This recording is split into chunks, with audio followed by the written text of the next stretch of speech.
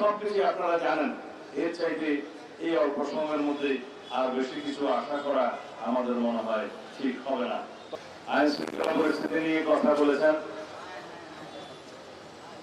আমরা যে শৃঙ্খলা বাহিনী উত্তরাধিকার সূত্রে পেয়েছি, যে বিশৃঙ্খল পরিস্থিতিতে 24-এর ছাত্র গণ অভ্যুত্থান পরবর্তীতে যে বাংলাদেশ আমরা পেয়েছি, যে আকাশ সম উচ্চতার প্রত্যাশা জনপ্রত্যাশা আমরা পেয়েছি, আমাদের যেটা প্রত্যাশা আছে সবকিছু আমাদেরকে একই সাথে বিবেচনায় নিতে হবে।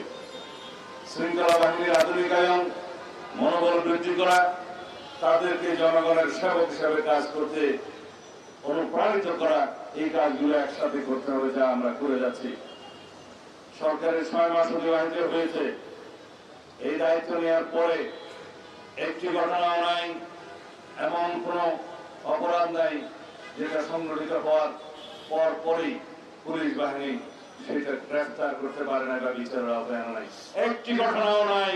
এটাই বাংলাদেশের বর্তমান সরকারের কৃতিত্ব। পুলিশ বাহিনী সহ সকল শৃঙ্খলা বাহিনীর আমি মাঝে মধ্যে প্রশংসা করি। এই জন্যই করি, তাদের ভঙ্গুর মনোবল এবং ভঙ্গুর অবস্থায় যেভাবে আমরা পেয়েছিলাম, এই 6 মাসের মধ্যে তাদেরকে একটা আমরা অবস্থান উন্নীত করতে পেরেছি। তাদের মনোবল ফিরে এসছে এবং তারা সম্পূর্ণ শক্তি দিয়ে অপরাধ দমনে তারা সচেষ্ট হয়েছে। রংপুরের একটি ঘটনার কথা মহাসচিব সাহেব বললেন। সেই ঘটনা সংঘটিত হওয়ার যৌক্তিক সময়ের মধ্যে সবাইকে আইনের আওতায় আনা হয়েছে।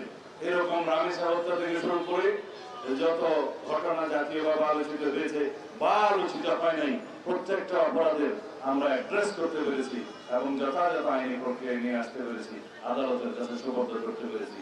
ক্ষেত্র মতে সমাজের চাহিদা অনুসারে সংক্ষিপ্ত সময়ে বিচারিক কার্য সমাপ্ত করার জন্য সহযোগিতা করেছি।